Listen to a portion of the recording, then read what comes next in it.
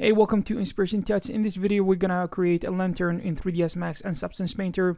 So please like and share this video, and let's get started.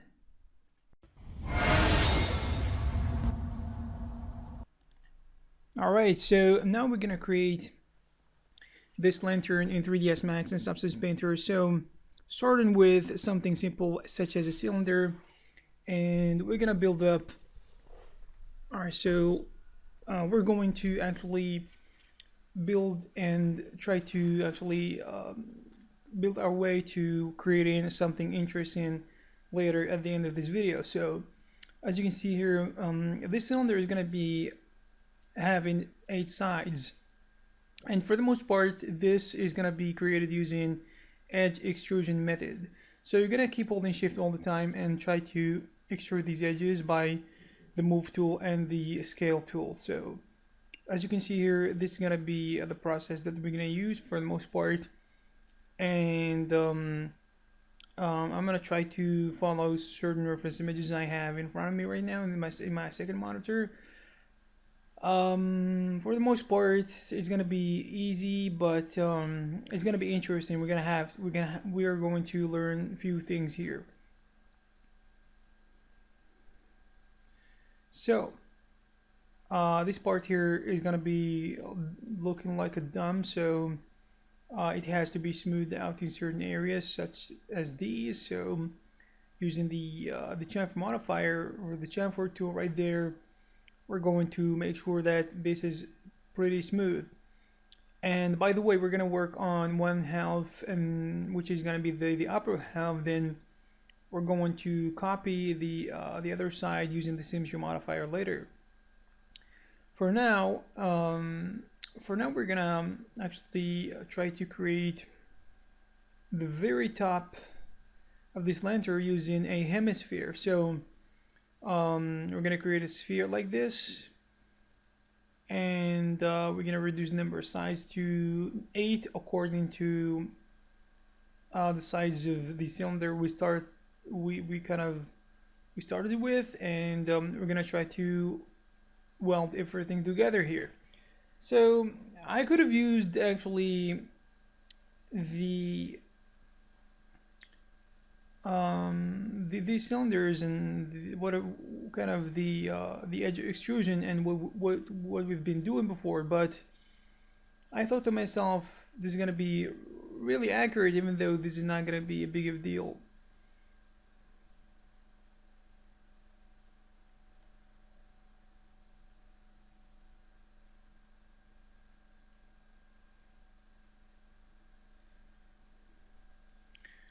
So what we need to do right now is just to attach everything together and try to weld all these vertices.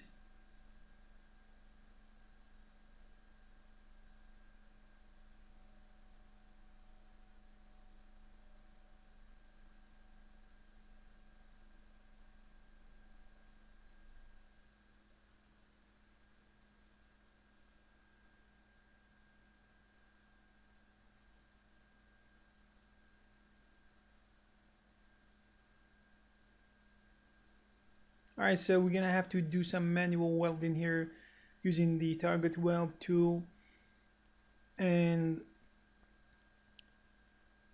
you're gonna make sure that everything is welded properly, because we can't afford to leave any broken vertices right there. So it's gonna be really difficult to recover from.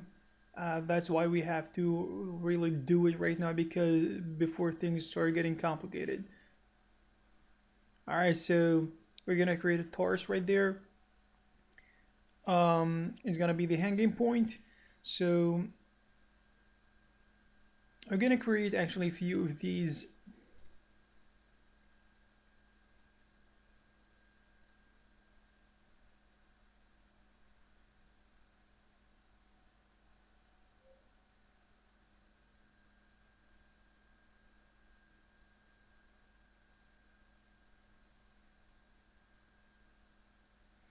Alright, so we're gonna copy these over and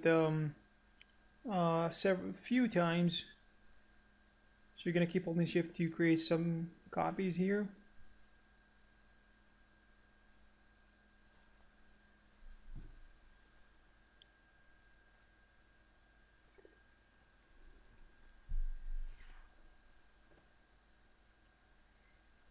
Okay, so for now we're going to see some of the things here we're gonna do are gonna be trying to create more details, like extruding some areas here, because it's gonna make it look better. And we're gonna select these three, or actually 6 polygons at a time, and we're gonna select each section one at a time, and we're gonna inset.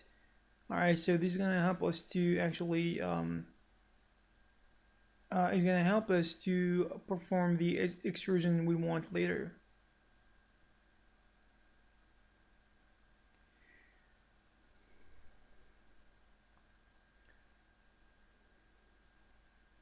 Okay, now we're gonna select all the areas we need.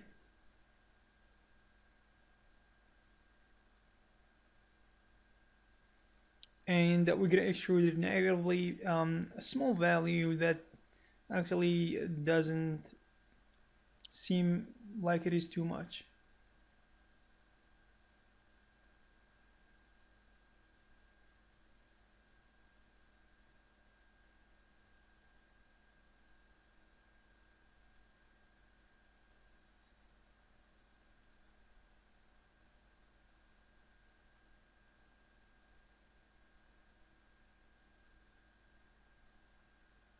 All right, so we're gonna have to do this process several times here, because it's gonna be all over the place. So we're gonna do it here by polygon.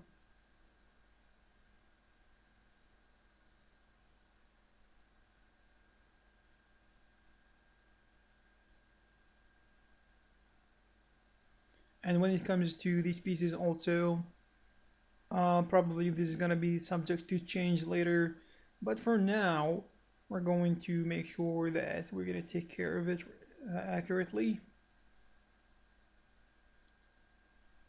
And we're gonna delete some of the polygons that seem like they are not necessary. So what's the point of keeping them? So we're gonna have to remove them.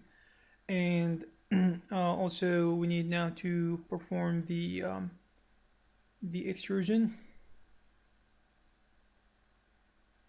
It's gonna be negative, like we've done before. Negative value, and choose whatever value you actually see fit, because our scenes, my scene and your scene, are not going to be the same. So it actually depends on the size of the thing you're building here.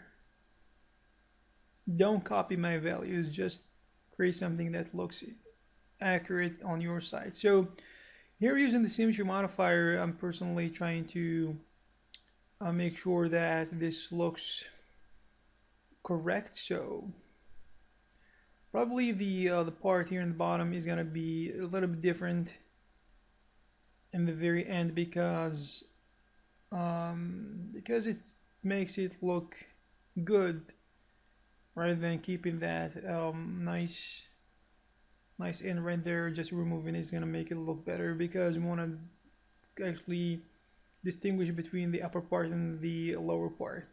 So right now we're going to go to the Layer Explorer and create layers for the high poly version and the low poly version. So this is going to be important in order to actually avoid doing the work twice, which is going to be very important, and we want to be efficient. So the one is going to be the low poly, actually lantern underscore high or underscore HP, depending on what naming convention you're going to use. It totally depends on you. It's just a name that kind of helps you to make a difference between the high poly and the low poly version. You can even create your own. So when it comes to the high poly, we are applying support edges, because support edges are what make things look solid in certain areas and make them look smooth in certain areas.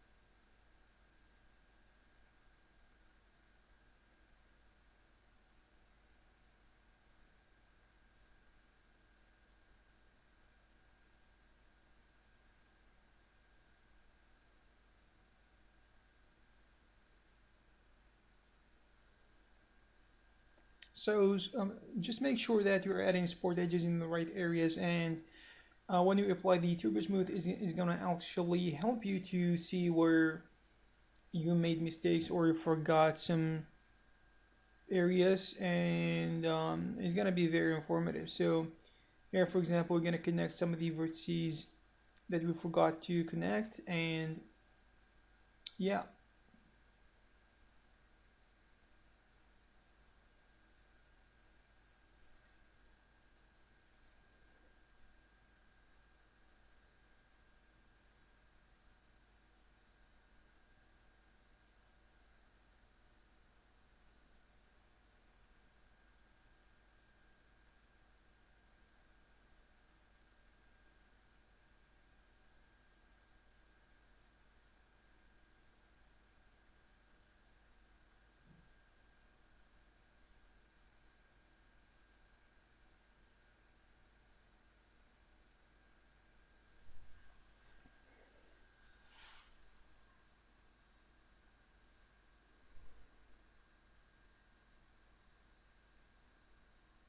Here I was trying to actually chamfer that edge in the center just to see if this is gonna make things look better, but it seems like it's a little bit complicated, and it is not worth it for now, and it just looks fine just without it.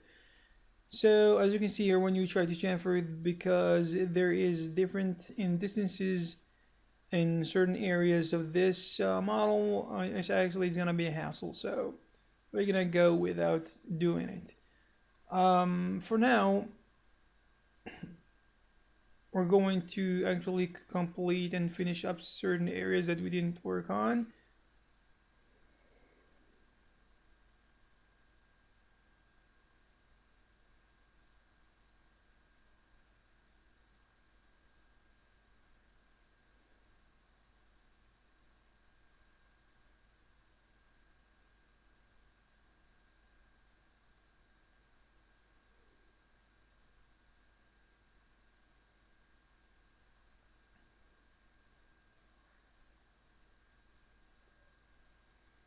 Okay, for now we're going to bring out the low poly version, and we'll try to convert it to a real low poly version, because there are very many things we can do, like and remove and get rid of, because these details are gonna be baked from the high poly anyways, so we don't have to keep them there.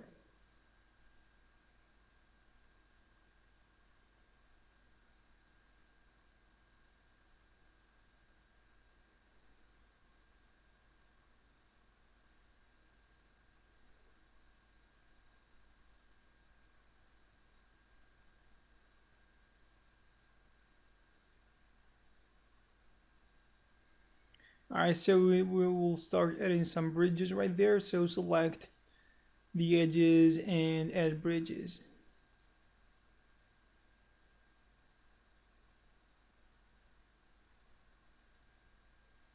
Alright, the same thing is gonna happen here. So we're going to remove certain areas that don't really seem necessary.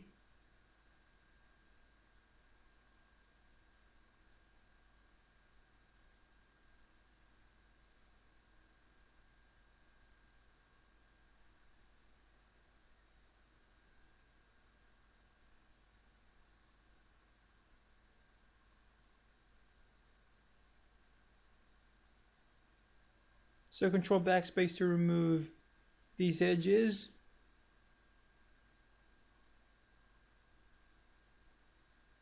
And also on top here, we're gonna do the same things, because these are still not useful for us.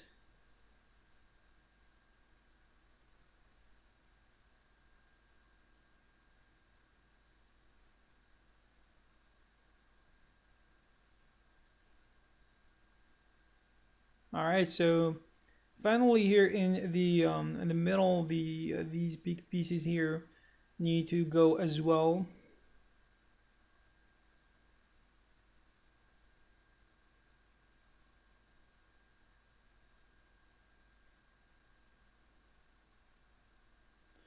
And also to gain some time, I'm going to actually apply the same thing on the lower part of this low poly model. So it's going to be the same thing.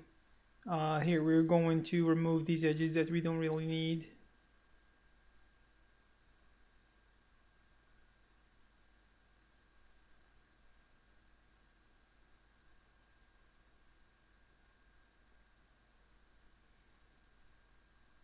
Okay, so here it is our low poly model, and now we're going to add some UVs and try to actually edit the UVs on this lantern. So it's gonna be pretty simple, nothing complicated, but it's gonna be interesting. So we need to study actually how this is gonna be useful for us and which is the best method according to what we want to apply, kind of what we want to do later in Photoshop and stuff, and Substance Painter.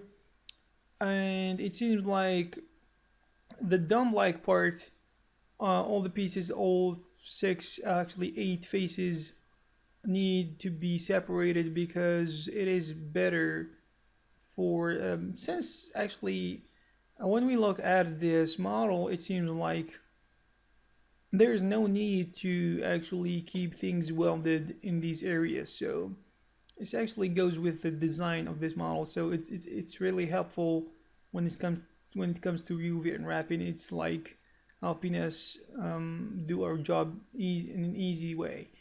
So first of all, in order to cut certain areas here, we need to cut the seams manually. So we're gonna select certain edges that are going to be useful, and we're going to convert these edges to seams.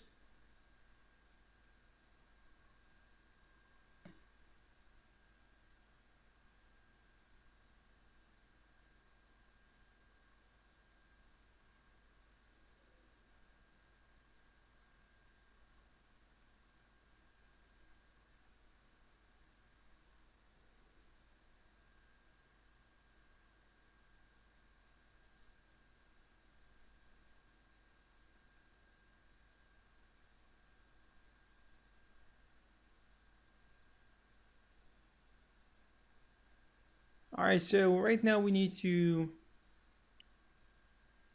make these faces flat, and using the make planer and the quick peel tools in order to, we want to actually organize them somewhere, and later we're gonna pack everything together.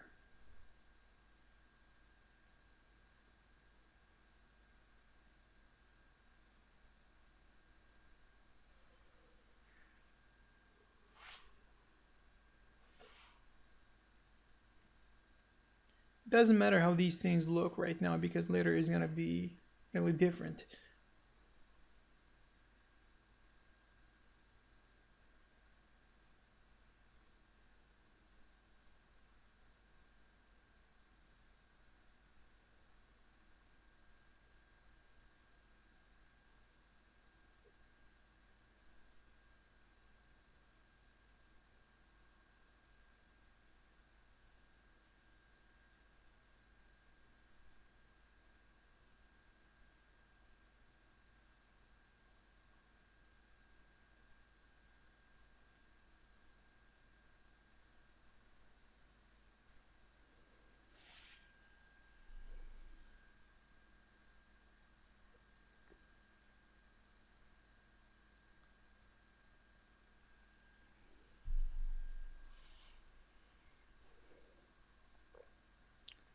Alright, so when it comes to UV unwrapping this Torus here, there is a very simple technique that I like to use, which is trying to cut it in 2 halves. And I think this is better because it's for a lot of reasons, but I think this is better because usually when we look at these stuff, we look at them from the sides, and the face, when you look at it from the side, when unwrapped this way, is gonna look better in my opinion. Besides, these pieces are gonna be very small, and the seams are not going to be noticeable at all. So unless it is a very close-up shot that you're going to take for some reasons.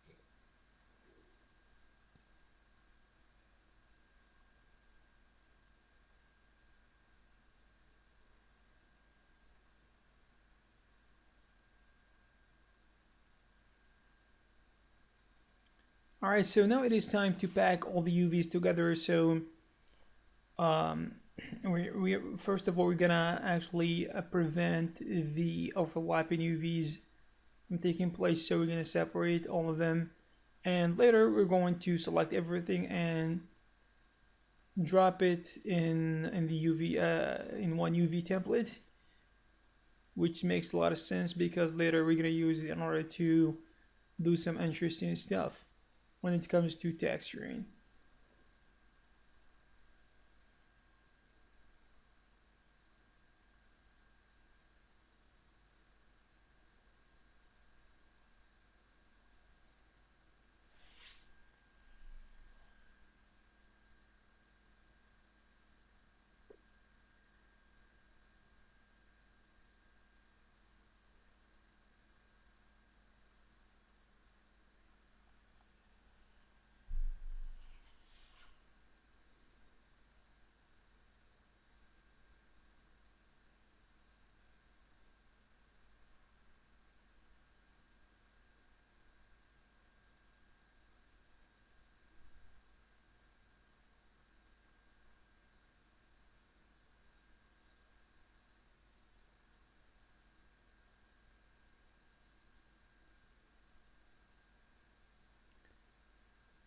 So here I'm trying different types of arrangements because I'm there is these two long pieces right there are annoying me, and they're kind of preventing me from kind of bringing the everything into a good combination that I like.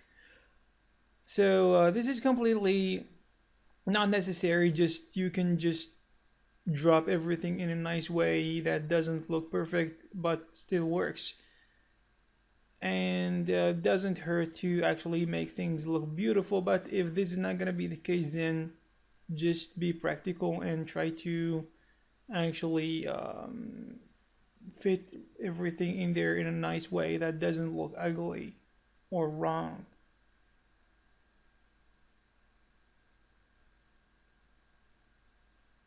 The issue here is I want to keep everything or all the pieces that are similar and close to each other in a nice way. That's why I was trying to make these choices. So for now, I think we're going to actually give this lantern here a name, and for the low poly and for the high poly, we're gonna change the names here in naming convention in order to make the process of baking the high poly on top of the low poly correct in Substance Painter in a few minutes. So this is extremely important in order for the baking to work, because if we're baking based on the naming method based on mesh name, then this is gonna be super important. And I think the method of baking in Substance Painter is revolutionary, because the old ways are kind of to do the exploded bake and stuff, just to actually separate all the pieces and push them away in a way that looks like there is an exploded that took place inside the model, which every piece goes in a certain direction. But Substance Painter actually, or any other softwares, I don't know who came up with this method first, but it is very effective. You don't have to do all that nonsense that we used to do previously.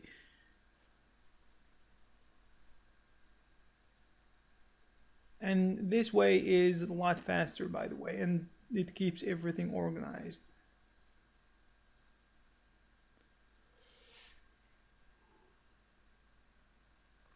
Alright, here in Substance Painter we need to bring the low poly version and the high poly version in order to perform the bake. Change some of the parameters here in the baking dialog, and we're going to change actually a few parameters of the maps that we're gonna bake. And the baking here is gonna take a few minutes, maybe 20 minutes or something, and when it's finished, as you can see here now, I think we're ready to apply some materials. So first of all, I would like to apply the bronze material, which seems like it is super perfect here. I think it is just made for this thing to happen, so I like it. I don't think I'm gonna modify anything to it. So here in Photoshop we have the UV template that we saved from 3ds Max, and I have here some few designs that I'm gonna use in order to create a mask that is gonna allow me to add and create these ornaments on top of the lantern. So without these, it's gonna be super flat and it's gonna look like it is not interesting at all. So right now I'm gonna use these alphas and these black and white designs in order to achieve what I want. So I'm going to choose one of these, and you can go to Google these, like, and you're gonna find a ton of these for free in certain sites, and you're gonna use these. So I don't remember exactly where I downloaded these, so I'm not gonna leave the links in the description.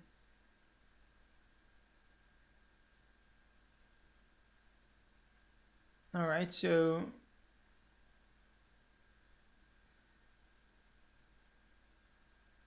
we're trying here to put these in place. So that's why we have the UV template. So the UV template is going to tell us exactly where we should position these pieces here. We're trying to copy them over and over again until we cover everything.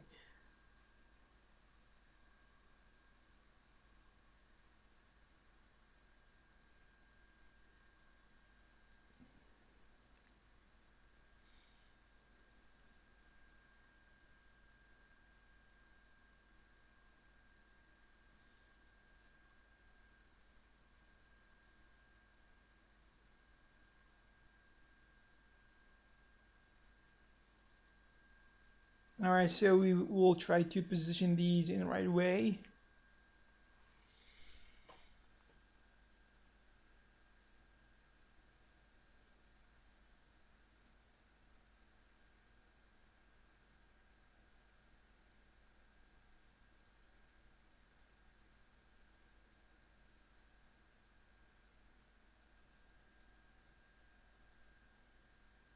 Okay, so we're going to try to actually try to position these in a nice place, and of course we're gonna modify it a little bit because it seems like there isn't enough space to actually fit it as originally.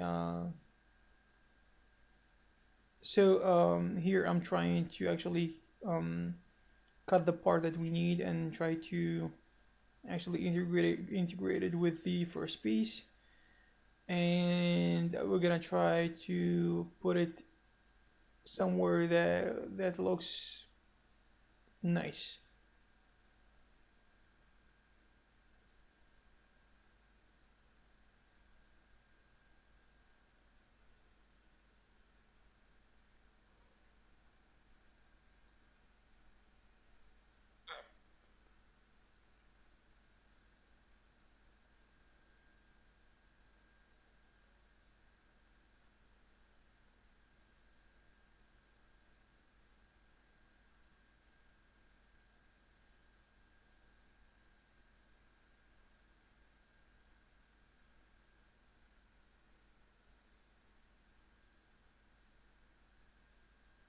I just try to find a nice balance right there and cut the parts that you don't really need. Alright, and also you need to copy these over and over until you cover all the areas necessary, all the 8 faces.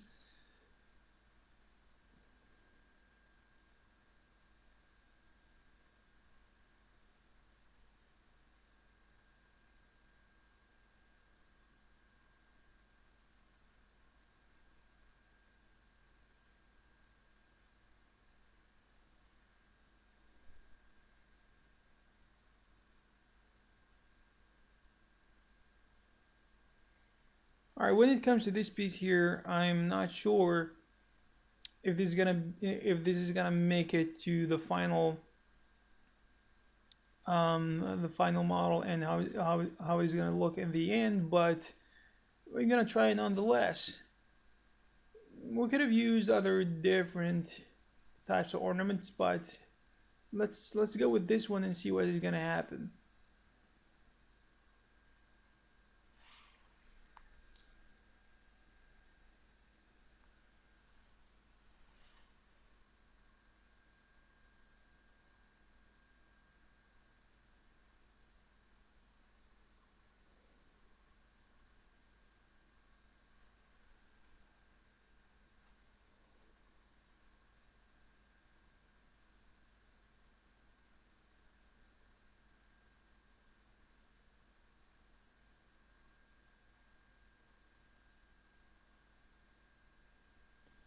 Alright, so this piece here of ornament is a little bit tilted to the side, so we're gonna have to change the angle later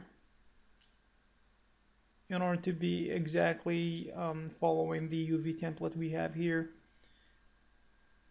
Okay, so I just done that for you, and now it is time to go back to Substance Painter and bring the mask we created from Photoshop. And of course, first of all, we need a fill layer. So we need to create a fill layer, and this fill layer, we're gonna add a mask to it. Then we're gonna add a fill, and that fill we're gonna use the mask. So as you can see here, we're gonna drop the mask.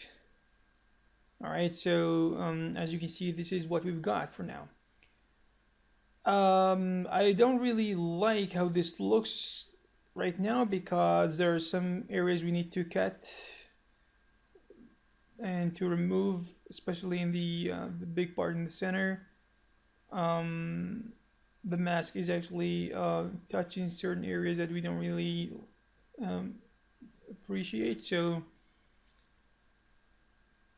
alright, so right now, applying the mask once more, just went to Photoshop and modified it a little bit.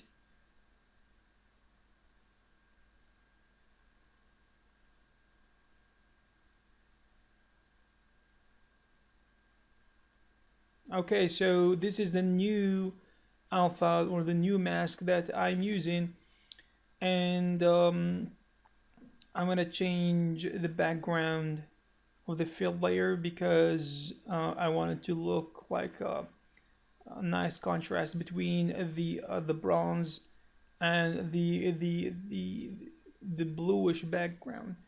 So I want it to be blue and dark in the same time. And here we're changing the height information on the fill layer because we want that background to be carved in the metal. That way it's gonna look extremely good, especially when we're taking close-up shots. So it's gonna look fantastic.